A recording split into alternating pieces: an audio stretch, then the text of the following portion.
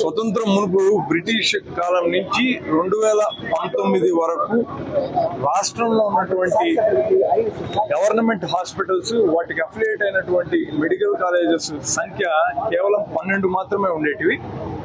జగన్మోహన్ రెడ్డి గారు అధికారంలోకి వచ్చిన తర్వాత ఈ 12 మెడికల్ కాలేజీలు కానీ 12 గవర్నమెంట్ హాస్పిటల్ కానీ సరిపోవు, వీటి సంఖ్యను పెంచాలి, కనీసం ఇంకో 17 కొత్త మెడికల్ కాలేజెస్ అవసరం ఉంది.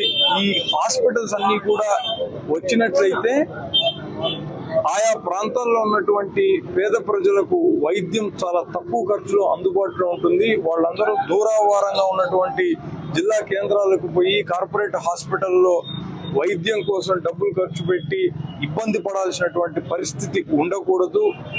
బీద మధ్యతరగతి కుటుంబాల్లో ఔత్సాహికులైనటువంటి విద్యార్థులు ఎవరైతే వైద్య విద్యను అభ్యసించాలనుకుంటున్నారో వాళ్లకు తక్కువ ఖర్చుతోనే మెడిసిన్ ని చదువుకునేటటువంటి అవకాశం కల్పించాలని 17 మెడికల్ కాలేజెస్ ని తీసుకొని వచ్చారు. వీటిల్లో ఇప్పటికే జగన్మోహన్ రెడ్డి గారు అధికారంలో ఉండగానే 5 మెడికల్ కాలేజెస్ కంప్లీట్ అయిపోయినాయి.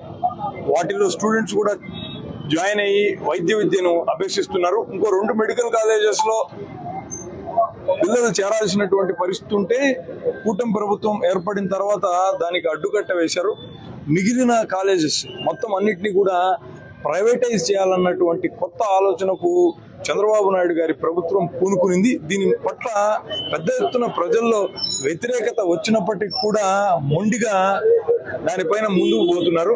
వైఎస్ఆర్ కాంగ్రెస్ పార్టీ ఒకటే కూటమి ప్రభుత్వాన్ని అడుగుతోంది, తక్కువ ఖర్చుతో వేల మంది విద్యార్థులు ఆంధ్ర రాష్ట్రం నుంచి వైద్య విద్యను అభ్యసించేటటువంటి పరిస్థితిని కల్పించాల్సినటువంటి బాధ్యత ప్రభుత్వం మీదే ఉంది. మీరు కొనసాగించండి. కేవలం 5,000 కోట్ల రూపాయలు ఖర్చు పెడితే చాలు, ఈ 17 మెడికల్ కాలేజెస్ పూర్తి స్థాయిలో ఉపయోగంలోకి వస్తాయి, ఎంతగానో మేలు జరుగుతుందని పదే పదే ప్రజల తరపున గొంతు విప్పినప్పటికీ కూడా ప్రభుత్వానికి చలనం రావట్లేదు. అదేదో దున్నపోతు మీద వర్షం కురిసినట్టుగా వాళ్ళు పట్టి పట్టనట్టుగా ఉన్నారు. అందుకే రాష్ట్ర వ్యాప్తంగా వైఎస్ఆర్ కాంగ్రెస్ పార్టీ అధ్యక్షుల పిలుపు మేరకు ప్రతి నియోజకవర్గంలోనూ సంతకాలు సేకరించి గవర్నర్ గారికి 1 కోటికి సంతకాలు సేకరించిన తర్వాత ఈ బిల్లుని ఏదైతే ప్రైవేటైజ్ చేయాలనుకుంటున్నారో దాన్ని అడ్డుకోవాల్సిందిగా గవర్నర్ గారిని కోరడం జరుగుతుంది.